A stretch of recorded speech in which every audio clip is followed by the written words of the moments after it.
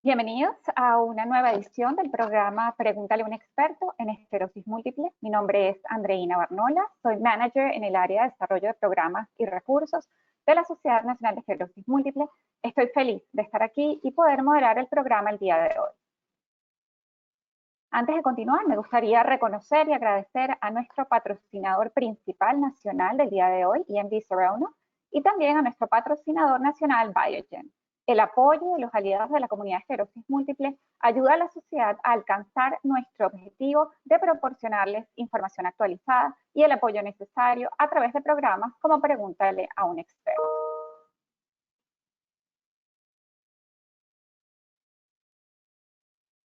Next slide. Bueno, gracias a todos por acompañarnos el día de hoy. Debido al número de participantes, todas sus líneas van a estar silenciadas. El seminario del día de hoy forma parte del programa Pregúntale a un experto en esclerosis múltiple que realizamos una vez al mes en español. Este programa les da un espacio para conectarse, para recibir información confiable y actualizada acerca de los temas de actualidad que impactan a las personas con esclerosis múltiple. Hoy, mientras converso con nuestro experto, los animo a que pongan sus preguntas y sus comentarios en la caja de chat o chat box a mano derecha. Y mi colega Jocelyn Telles, navegante para la esclerosis múltiple, nos estará ayudando a capturar estas preguntas y les estará proporcionando recursos importantes. Este seminario será grabado y estará disponible en la página web de la sociedad y en el canal de YouTube de la sociedad. Según un estudio patrocinado por la Sociedad Nacional de Esclerosis Múltiple, casi 1 millón de personas viven con esclerosis múltiple en Estados Unidos. Pero ¿quién en realidad tiene esclerosis múltiple? Pues la esclerosis múltiple no discrimina. Afecta a personas de todas las edades, orientación sexual, origen étnico y ubicación geográfica. Hoy el doctor Ariel Antesana guiará nuestra discusión mientras miramos a través del lente de los más vulnerables en nuestra comunidad con esclerosis múltiple. Hablaremos sobre el impacto de los determinantes sociales de la salud en los resultados de salud de la esclerosis múltiple y sobre lo que podemos hacer para lograr recursos equitativos y equidad en salud para todas las personas afectadas por esclerosis múltiple. El doctor Ariel Antesana, doctor, bienvenido.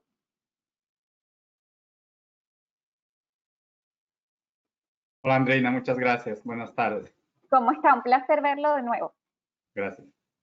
El doctor Ariel Antesana es neurólogo, certificado en la Clínica Neuromédica en Luisiana. Completó su entrenamiento médico neurológico en la Facultad de Medicina de la Universidad de San Simón, en el Hospital Universitario Downstate de SUNY en Brooklyn, New York. También completó un fellowship en neuroinmunología y esclerosis múltiple en la Escuela de Medicina de NYU y es fundador y director del Centro de Esclerosis Múltiple de Luisiana Central. Este centro cuenta con el reconocimiento de la sociedad como Partner in MS-Care. Doctor, de nuevo gracias, así que comencemos. Muchas gracias por la invitación, muy feliz de formar parte de este grupo y poder ayudar a la comunidad hispana en este tema. Gracias a usted.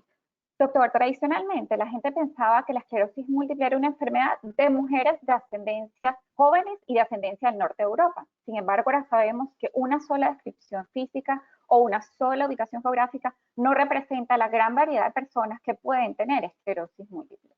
Doctor, ¿qué dicen los estudios más recientes acerca de la incidencia de la esclerosis múltiple en las diferentes razas? Y entendamos incidencia como el número de personas que están recién diagnosticadas con esclerosis múltiple en un periodo del tiempo determinado. Últimamente ha habido más interés en investigar y entender el comportamiento de la esclerosis múltiple en otras etnias, en otras razas. Y ha habido mayor atención porque la población hispana en Estados Unidos está creciendo mucho más. Entonces, existen más estudios nuevos, recientes.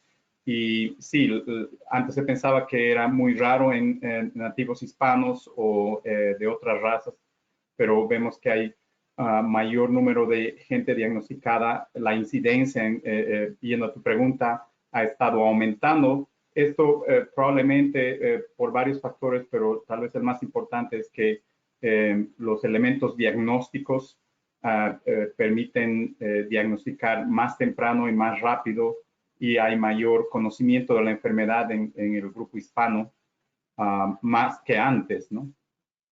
Claro. Y en la raza hispana se presenta la esclerosis múltiple comparando el número de hombres y mujeres que presentan la enfermedad igual que en el resto de la población. Sí, la tendencia sigue siendo similar. 3 mujeres por un varón aproximadamente. Eso es en el grupo de caucásicos. También se presenta en algunos estudios que se presentaron en el Latin American Lactrins. Mostraban algunas incidencias en Sudamérica y en Centroamérica, que es aproximadamente 3:1 la relación entre mujer y varón, similar al de los caucásicos. Perfecto. Todos nuestros participantes nos han escrito mucho aparte en relación al factor que implica los factores genéticos en la esclerosis múltiple, ¿no? ¿Qué puede decirnos en la genética y cómo determina la presencia o no de esclerosis múltiple en una persona? El factor genético es muy importante. Incluso los hispanos con esclerosis múltiple se ha visto y evaluado que llevan o conllevan un factor genético de ascendencia europea, del norte de Europa. Entonces, es muy importante. No es el principal, es uno de los más importantes, pero no es el único. Y sí, el factor genético es muy importante. También hay otros factores como ambientales. Hay ciertas teorías acerca de la infección viral, sobre todo el Epstein-Barr virus infection, el virus de Epstein-Barr, que está siendo estudiado. También factores relacionados a la exposición de los rayos ultravioleta y los niveles de vitamina D. Entonces, el factor genético sí es muy importante, pero también esos otros factores ambientales y geográficos son también importantes. Perfecto, y ahí estoy a mi siguiente pregunta, porque sabemos que la geografía determina un poco la prevalencia de la esclerosis múltiple en las diferentes partes del mundo. ¿Qué se sabe acerca de cómo esta ubicación geográfica afecta la distribución de la esclerosis múltiple? En estudios epidemiológicos es clara la tendencia a tener mayores casos de esclerosis múltiple en regiones más alejadas del Ecuador, de la línea del Ecuador. Como vemos en el noreste, incluso en Estados Unidos, tenemos el mayor número de casos en el northeast o en toda la parte norte, cerca del polo norte. Mucho mayor casos que en el lado sur. Por ejemplo, aquí en Luisiana sí hay muchos casos, pero no se comparan al número que se ve en Nueva York, en Maine o en Chicago. De igual forma, en el continente sur, en América del Sur, el mayor número de casos se dan en las partes más hacia el polo sur del continente, y las que están más cerca de la línea de Ecuador, a menor número de casos. Como dije, puede estar relacionada a la exposición al sol, rayos ultravioleta y producción de vitamina D. Claro. Doctor, ¿hay evidencias de que la presentación clínica de la esclerosis múltiple es diferente en algunas cosas, ¿no? En estos grupos de minorías étnicas. ¿Cuáles son, por ejemplo, algunas características clínicas que resaltan en personas hispanas con esclerosis múltiple comparado con otros grupos? Sí. Hay un estudio, formé parte de uno de ellos en Nueva York, cuando hicimos una comparación de la severidad y cómo la presentación de los casos. Y se ve que los hispanos se presentan, la edad de presentación es un poco más temprana. Son personas más jóvenes a las que se les diagnostica, la edad de presentación es más temprana. También hay una tendencia a producirse más lesiones en la médula espinal, que, como por ejemplo en caucásicos, podría explicarse en el nervio óptico o en el área periventricular. Perfecto.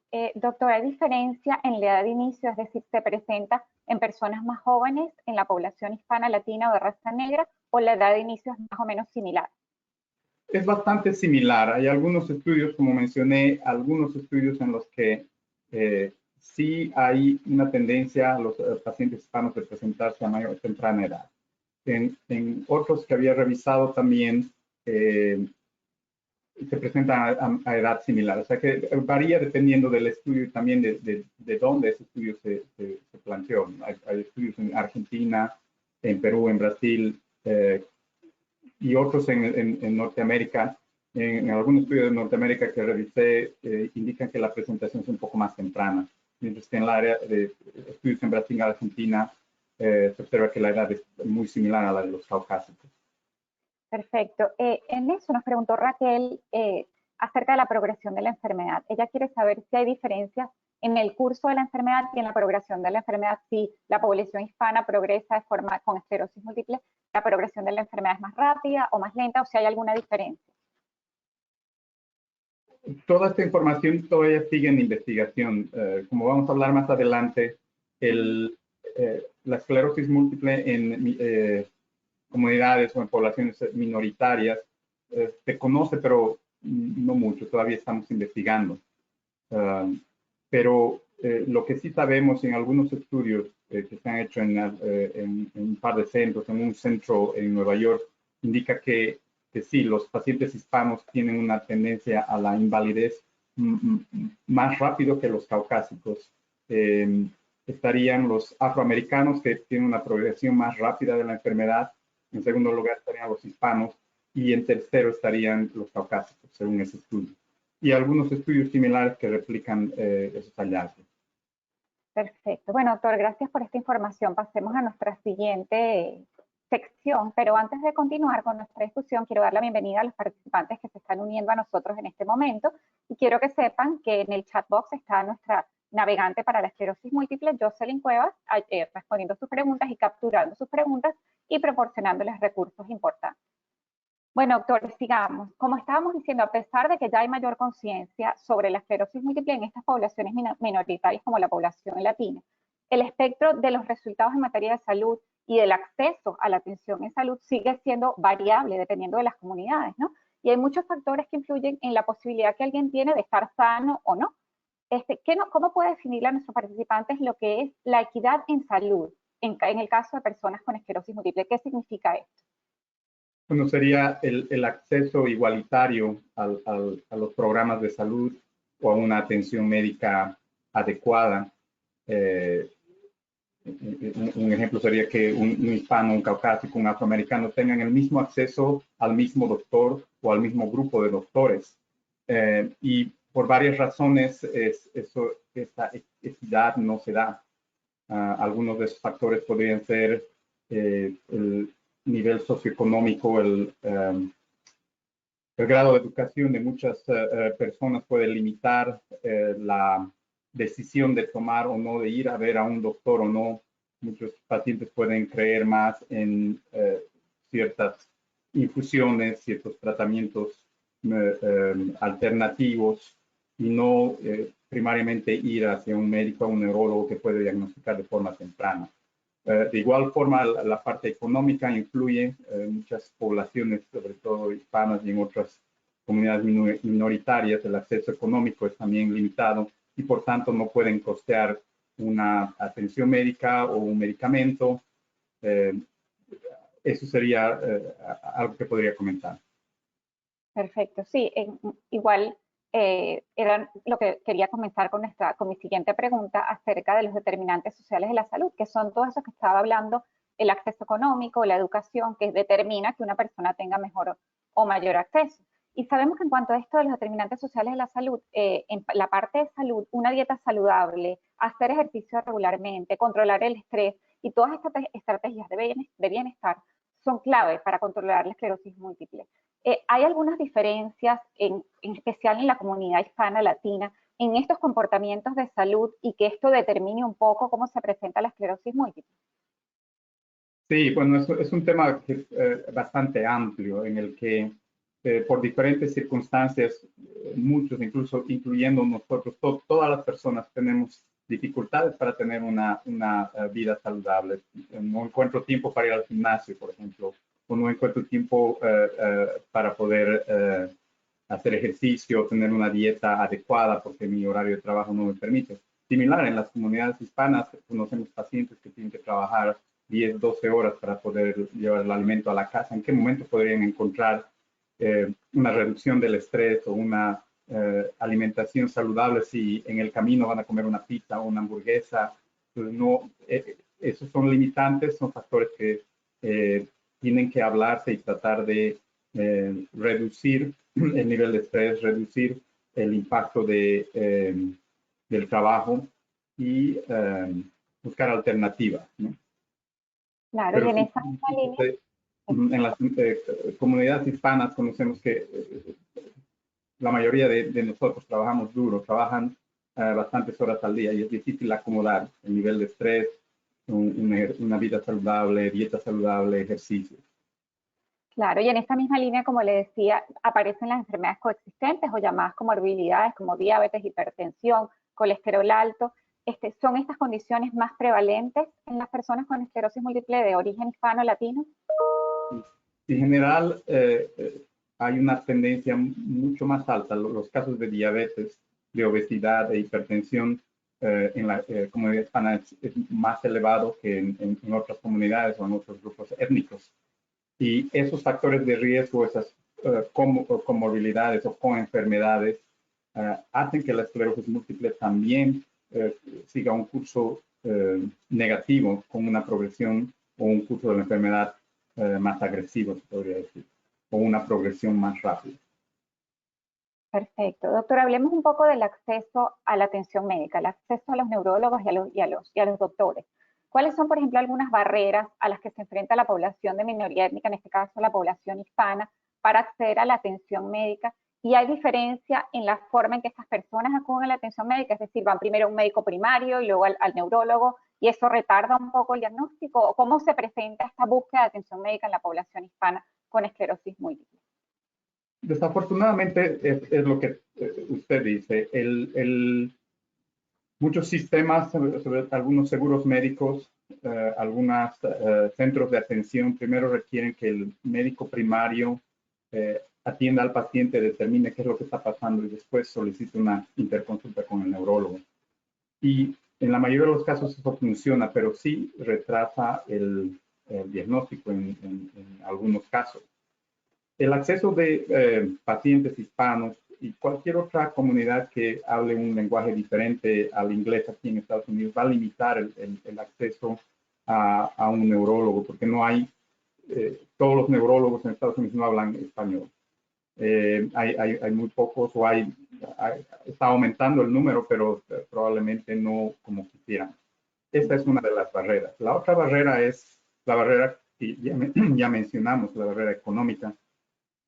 Un copago de $200, $300 a un paciente que gana $80 al día o $100 al día va a limitar, no va a permitir que acceda a un neurólogo que pueda diagnosticar y tratar la condición.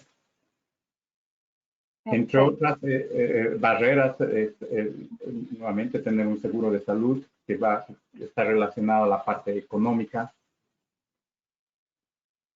Perfecto. Doctor, ¿existe un sesgo racial a la hora de diagnosticar a alguien con esclerosis múltiple? Me refiero, por ejemplo, que algún neurólogo diga, o algún médico en general le diga a una persona, no tienes esclerosis múltiple porque es muy poco común en la población hispana. ¿Usted ha escuchado casos de que esto se presente, que la gente se le haya retrasado el diagnóstico porque haya este sesgo de algunos médicos de pensar que la esclerosis múltiple no es frecuente en la población hispana? Hace unos años atrás, sí. Ahora el conocimiento es mayor acá en Estados Unidos. Todavía sigue yo visito mi país frecuentemente, también converso con médicos de otros países y sí, se sigue creyendo que la esclerosis múltiple es poco común en nuestros países y el diagnóstico se retrasa. Eso es cierto. Es por el concepto que se tiene que la esclerosis múltiple es poco frecuente en pacientes hispanos, en personas de origen hispano. Perfecto. Doctor, pasemos a hablar un poquito acerca de la investigación. Sabemos que grupos étnicos minoritarios como personas de la raza negra y personas hispanas están subrepresentados en los ensayos clínicos en esclerosis múltiple. ¿Por qué pasa esto? ¿Qué factores han determinado que no hayan tantos estudios o tanta representación de hispanos en estudios de esclerosis múltiple? Uno de los factores es que, bueno, como usted mencionó, es un grupo minoritario. El número de casos es menor.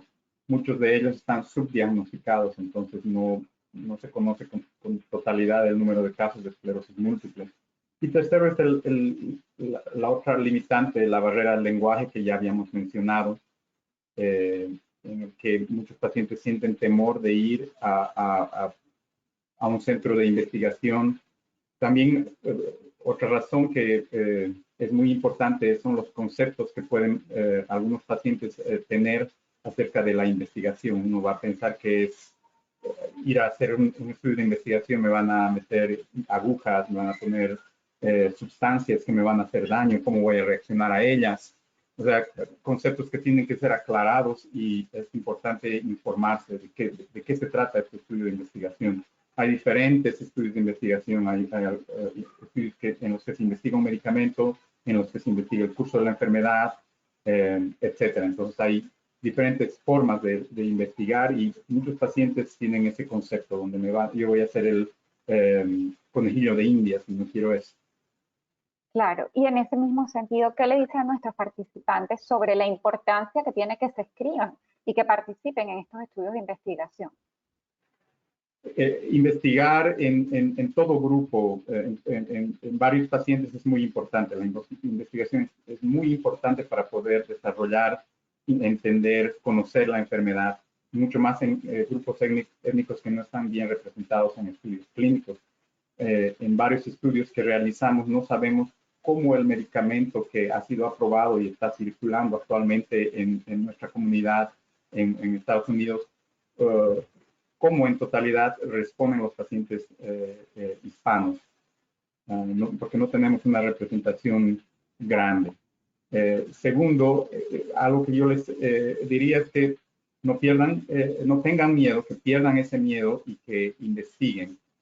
Investiguen si hay algún centro en que puedan realizar o participar en un estudio clínico, en un estudio de investigación. Todos estos estudios están controlados por entidades federales donde hay un control estricto, es un ambiente muy controlado en el que se van monitorizando si existen efectos adversos en el caso de que se esté estudiando un medicamento, pero muchas veces se hacen estudios observacionales donde el paciente o la persona que está siendo investigada no necesita recibir ningún medicamento o ningún tratamiento, simplemente un estudio observatorio. Entonces, lo importante es investigar, informarse y no tener miedo. Uno va a perder el miedo mientras uno se informe de qué es lo que se trata el estudio. Perfecto. María nos dice que ¿dónde puede obtener más información acerca de estudios clínicos y ensayos clínicos para personas hispanas? ¿Dónde ella puede ver dónde están los estudios? ¿Dónde ella pueda unirse? Y está esa información que debe saber. ¿Existe alguna página web en su hospital local donde es el lugar más confiable para buscar este tipo de información? Claro. Hay varias páginas por internet y empecemos. La Sociedad de Esclerosis Múltiple, Sociedad Nacional de Esclerosis Múltiple es muy buena proveyendo este tipo de información. Entonces, la primera opción que yo indicaría sería visitar la página de la Sociedad de Esclerosis Múltiple. Ahí tienen un listado de centros y de estudios de investigación que los pacientes pueden informarse dónde pueden acudir. Segundo, la National Institute of Health, el Instituto Nacional de Salud. El Instituto Nacional de Salud también tiene una página en la que los pacientes pueden ir, ver qué clase de estudio hay y poder investigar en qué parte en su comunidad ese estudio se está realizando. Incluso más accesible está la otra, que sería buscar un centro de esclerosis múltiple en el área donde viven, y lo más probable que ese centro va a tener un sitio web en el que va a indicar si están realizando o no estudios de investigación en ese centro. Entonces, esos serían los lugares a los que yo podría recurrir. Excelente, doctor. Hablemos un poco acerca de la pandemia. Sabemos que hay evidencia de que grupos como los afroamericanos y la población hispana ha sido afectada desproporcionalmente por el COVID-19. ¿Qué factores han determinado que esto suceda? ¿Por qué los hispanos estamos más afectados en Estados Unidos por el COVID-19 que otras poblaciones? Bueno, hay varios factores. Sabemos que el coronavirus va a afectar a poblaciones con otras comorbilidades, obesidad, hipertensión, diabetes, y como mencionamos, la comunidad hispana tiene una prevalencia más alta de estas comorbilidades. Por tanto, es de esperarse que el coronavirus y otras enfermedades sean más severas en este grupo étnico. Perfecto. Doctor, igual que la población ha sido más afectada por el COVID, estamos viendo ahora que ha sido, digamos, la población que menos vacunas ha recibido. O sea, ¿qué factores están determinando que la gente de la población hispana no se esté vacunando tanto? ¿Y qué le puede decir a las personas hispanas con esclerosis múltiple acerca de la seguridad y de la eficacia de estas vacunas?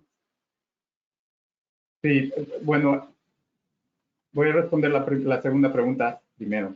La vacuna es muy segura. Todas las vacunas, cualquier vacuna es segura. Acá en Estados Unidos tenemos 3 aprobadas, la Pfizer, Moderna y la Johnson & Johnson. Todas ellas son seguras, son eficaces y todo paciente con esclerosis múltiple y cualquier otra enfermedad, obviamente primero tiene que consultar a su neurólogo o médico primario, pero se recomienda a toda la población con esclerosis múltiple recibir la vacuna.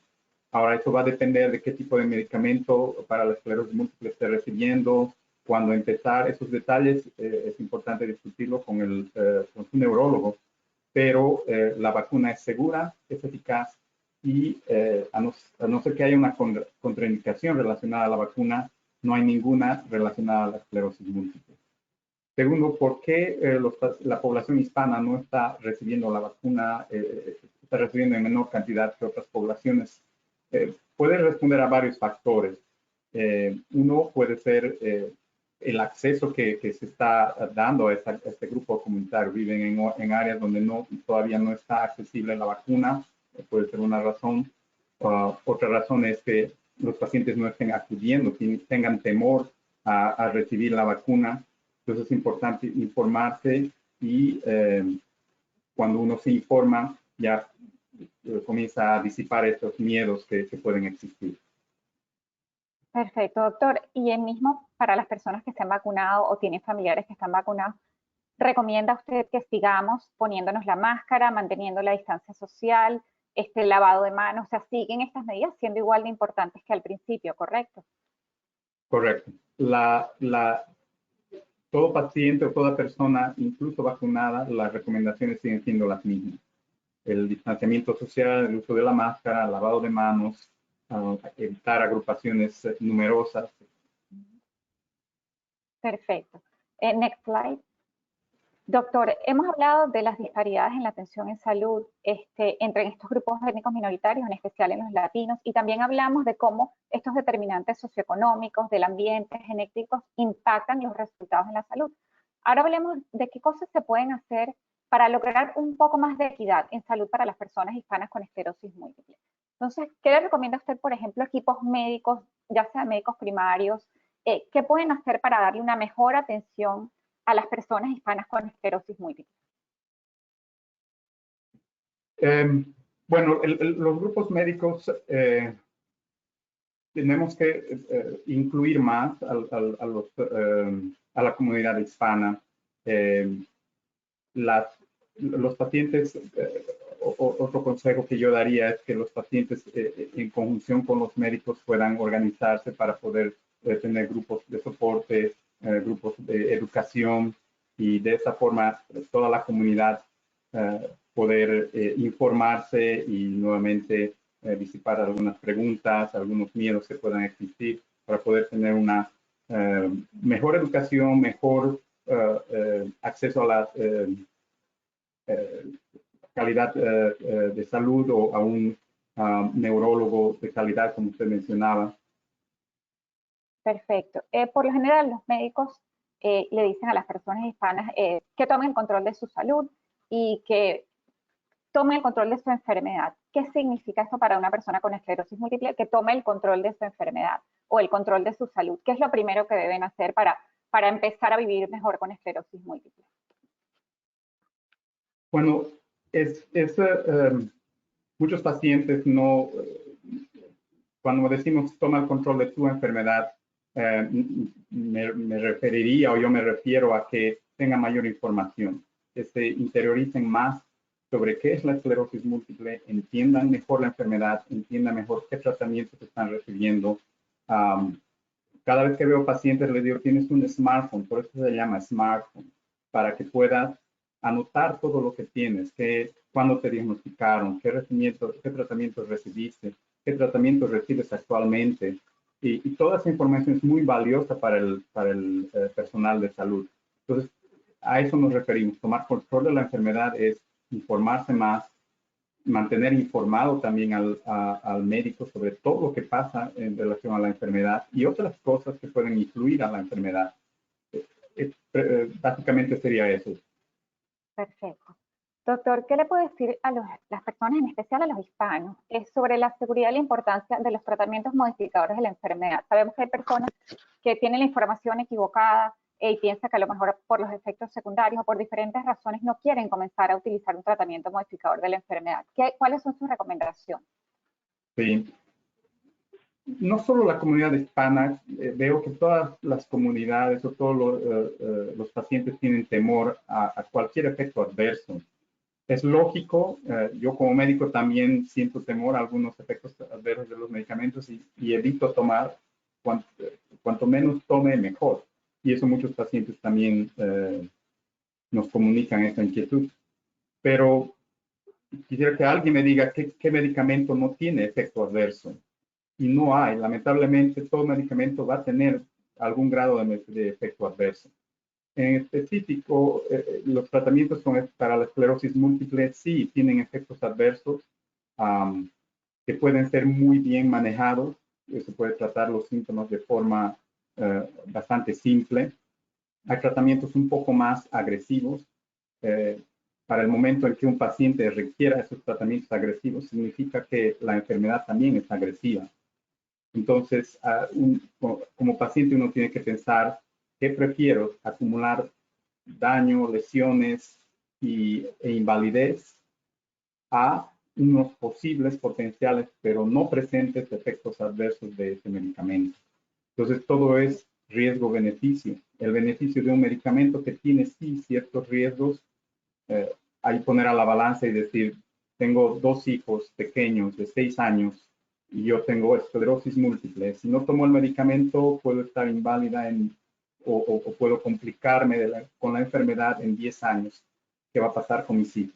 Una forma de ver y el temor a los efectos adversos ahí puede un poco modificarse. Entonces, riesgo-beneficio, pero en general, la mayoría de los efectos adversos que conocemos de los medicamentos modificadores de la enfermedad son manejables y por eso es importante unas visitas regulares al neurólogo y comunicar inmediatamente si se siente estos efectos adversos.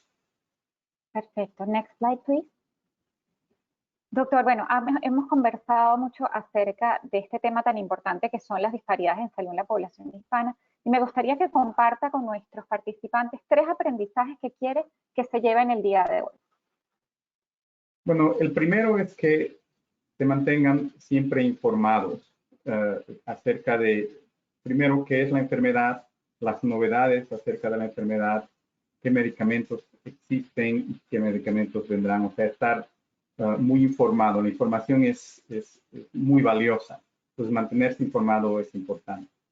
Perder el temor a tanto acceder al acceso de una atención médica, perder el temor al tratamiento médico, porque todos estos medicamentos y tratamientos han sido aprobados y el riesgo es bastante menor al beneficio que puede existir.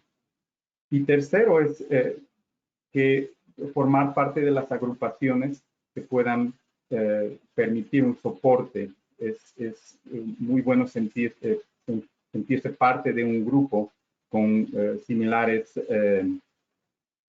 similitudes, como en este caso la esclerosis múltiple. Entonces, esos serían los 3. Informarse, perder el miedo a los medicamentos y formar parte de las agrupaciones. En este caso, por ejemplo, la Sociedad de Esclerosis Múltiple es un grupo muy importante, muy útil para pacientes con esclerosis múltiple y ayuda en general a guiar para en efectos de tratamiento, investigación y grupos de soporte. Excelente. Doctor, bueno, next slide, please. Pasemos un poco a todas las preguntas que nos dieron nuestros participantes cuando se registraron. Comencemos con una de Elizabeth. Ella dice que su mamá tiene 79 años y tiene más de 30 años viviendo con esclerosis múltiple. La mamá recibía Rebif y dejó de recibirlo hace 3 años. La pregunta de Elizabeth ¿es necesario que ya lleva 3 años sin tratamiento, que comience un nuevo tratamiento? Ella dice que ha escuchado que a esa edad, 79 años, y por la cantidad de años que tiene su madre enfrentando la esclerosis sin mayor complicación, ya el medicamento no le va a producir mayores beneficios. ¿Es necesario que la mamá comience de nuevo un tratamiento modificador de la enfermedad? Bueno, voy a empezar diciendo que esta pregunta es muy individual. No conozco totalmente el caso, no he visto la resonancia, no he visto el paso. Es una pregunta muy específica, pero en general, cuando las personas con esclerosis múltiple llegan a cierta edad, el sistema inmunológico deja de ser tan agresivo, deja de producir la inflamación del cerebro y la neurodegeneración. O puede producirse, pero de forma muy, muy lenta. Y hay estudios, y siguen habiendo otros estudios de investigación en los que están evaluando de parar los medicamentos modificadores de la enfermedad a cierta edad, entre los 65, 70 años. Algunos estudios han indicado que podría ser seguro parar el medicamento. Entonces, en cuanto a la respuesta a la pregunta, yo no estaría en desacuerdo. Perfecto. Doctor, recibí una pregunta de Sergio que nos dijo que ¿cuál tratamiento existe ahora para esclerosis múltiple secundaria progresiva y qué efectos secundarios tendría este tratamiento? El único medicamento aprobado para la esclerosis múltiple secundaria progresiva es Siponimod. El nombre comercial es Mayzent. Y es un medicamento que se toma una vez al día. En los efectos adversos hay varios. Uno de ellos es, al reducirse el sistema inmunológico, hay una mayor susceptibilidad a las infecciones respiratorias. Otros efectos adversos son la elevación de las enzimas hepáticas del hígado. Por eso tiene que hacerse controles cada 4 a 6 meses. El medicamento también puede reducir la frecuencia cardíaca, usualmente durante el primer día de administración, y después la frecuencia cardíaca mejora. También puede haber complicaciones en la retina. Hay una edema de la mácula que se llama, donde puede haber problemas de visión borrosa, y por eso tiene que haber una evaluación oftalmológica inicial antes de empezar el medicamento y anualmente. Excelente. Esos son entre algunos de los efectos adversos más comunes. Perfecto. Recibimos una pregunta de Ronald que dice que para personas sin seguro, ¿qué limitaciones hay con respecto a los tratamientos modificadores de la enfermedad? Me imagino que se refiere a si hay programas de ayuda. ¿Cómo puede ser una persona aquí en Estados Unidos sin seguro si tiene acceso a algún tratamiento modificador de la enfermedad? Bueno, esta pregunta es muy, muy, muy buena y muy interesante. Acá en Estados Unidos, lo que yo veo con la experiencia que tengo es que no hay paciente con esclerosis múltiple que no debería recibir medicamentos. Hay formas de hacerlo. Una de ellas, por ejemplo, si no tiene seguro de salud médica, hay centros clínicos o centros médicos de caridad, charity clinics. Por ejemplo, acá en la comunidad donde vivo hay un charity clinic donde hay neurólogos generales o incluso especialistas que pueden ver a estos pacientes. Entonces, una vez diagnosticado el paciente con esclerosis múltiple, a través de esa charity clinic puede recibir también el medicamento, porque la farmacia de estas clínicas reciben ya sea muestras médicas o reciben el medicamento a muy bajo costo o un costo libre, un costo sin costo, en otras palabras. Por otro lado, las compañías farmacéuticas tienen un programa, se llama el Free Drugs Program, un programa de medicamento gratis, donde llenando ciertos documentos indicando si trabaja o no trabaja, cuánto es su ingreso anual, su sueldo anual, etcétera, etcétera, preguntas, y van a determinar si ese paciente no tiene los medios económicos para pagar ese medicamento, le van a introducir al Free Drug Program. Entonces, hay formas de obtener medicamento y lo importante es informar. Perfecto. Daniela nos pregunta que por qué el tema de los hispanos ha tenido mayor interés recientemente en el mundo de la esclerosis múltiple.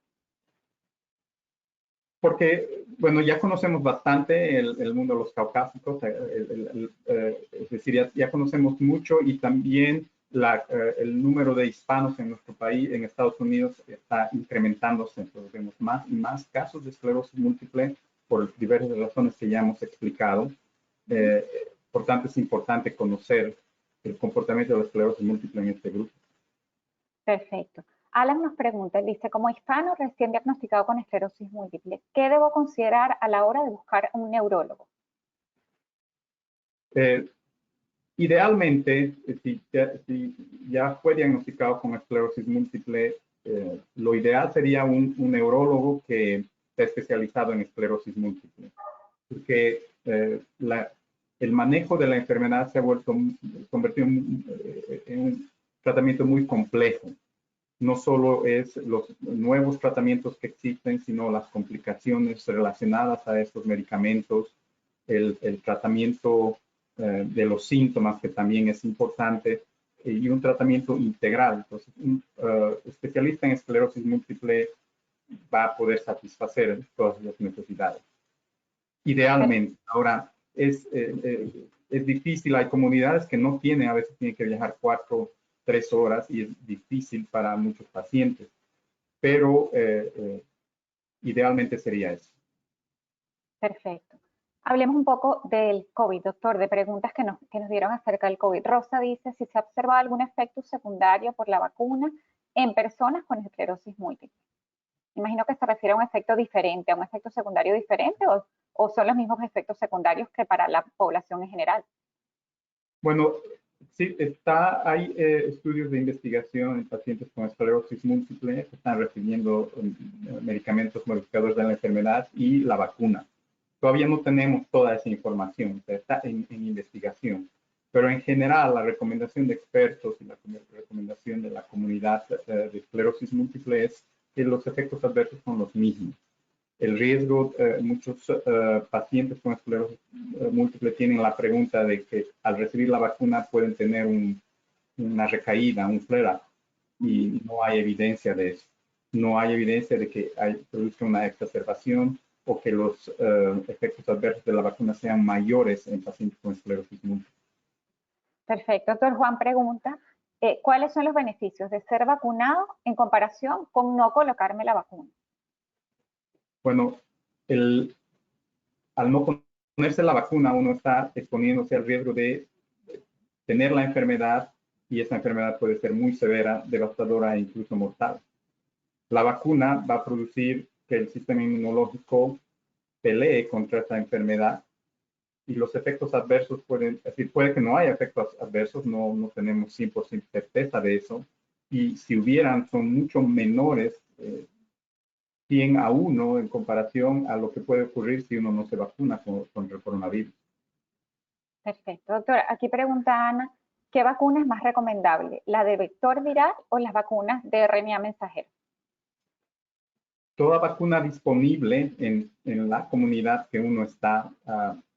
Tengo conocimiento que en Argentina, en Bolivia, en mi país, están utilizando las vacunas con adenovirus. Cualquier vacuna disponible es buena a no recibir la vacuna. Son tecnologías diferentes. La del adenovirus es una tecnología que se ha utilizado por muchos años, se la conoce muy bien, mientras que la de mRNA, el Pfizer y Moderna, son tecnologías mucho más recientes y cada una tiene sus particularidades. La Pfizer y Moderna puede tener efectos adversos o reacciones un poco más severas como fiebre, escalofríos, las otras en menor medida, pero cualquier vacuna es buena, la que esté disponible en este caso. Perfecto. Doctor, pasemos un momentico al chat. Jocelyn, ¿tienes alguna pregunta en el chat? Que veo el signo de interrogación rojo.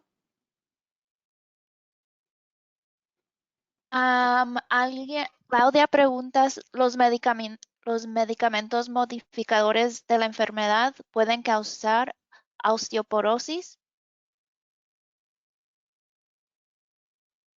No, no hay un medicamento al que esté al tanto que produzca osteoporosis. La osteoporosis puede producirse por otros factores, como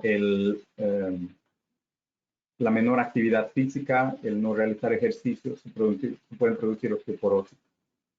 Pero en un paciente con esclerosis múltiple, me refiero, un paciente con esclerosis múltiple va a tener una movilidad reducida, va a caminar menos en algunos casos, y eso puede producir un riesgo de osteoporosis. Pero no hay un medicamento modificador de la enfermedad que produzca osteoporosis. Excelente. ¿Josie, alguna otra pregunta? No, solamente estaba esa. Gracias, doctor. Gracias, Jocelyn. Doctor, algunas últimas dos preguntas que teníamos acá para tratar de responder todas antes de irnos. Alexandra pregunta si usted recomienda alguna dieta especial para pacientes con esclerosis múltiple o algo que no deba comer. Ok. La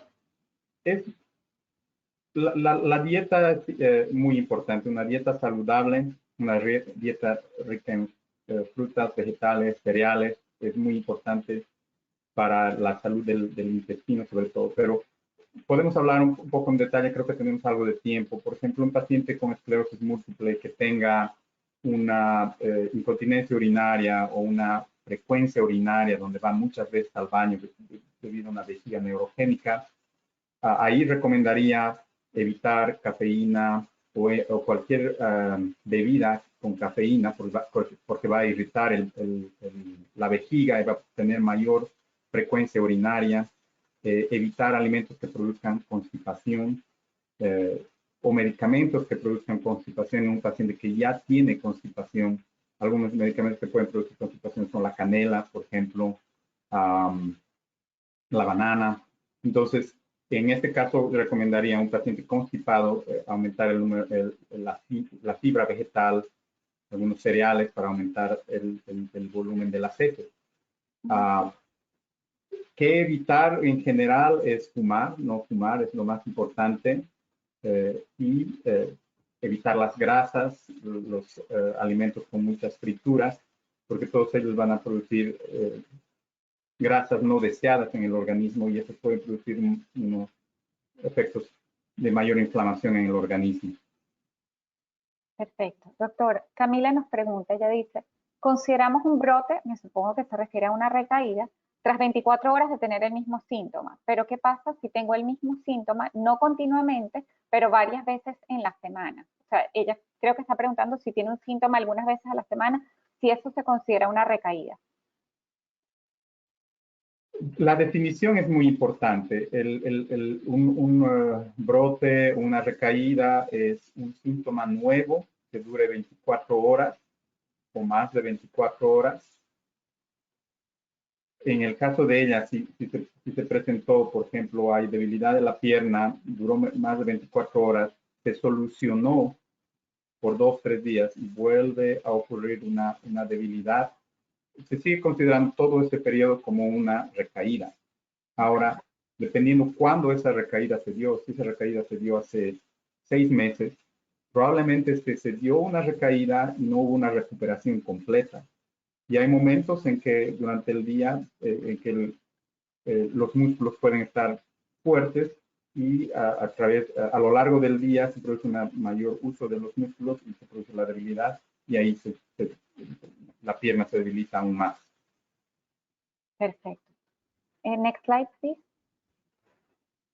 Bueno, doctor, antes de irnos quisiera compartir rápidamente algunos recursos importantes con nuestros participantes. En primer lugar, los navegantes para la esclerosis múltiple son su aliado en conectarlo con información fiable, recursos para manejar su esclerosis múltiple. Si no pudimos responder a algunas de sus preguntas, el equipo de los navegantes de la esclerosis múltiple están preparados y disponibles para proporcionarles la información que necesitan. Pueden contactarlos a través del número que ven en pantalla, la opción número 3 para español, a través del email o a través de la página en el chat de la página web de la sociedad.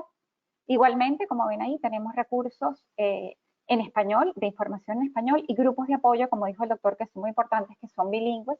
Pueden visitar la página web de la sociedad para encontrar estos recursos.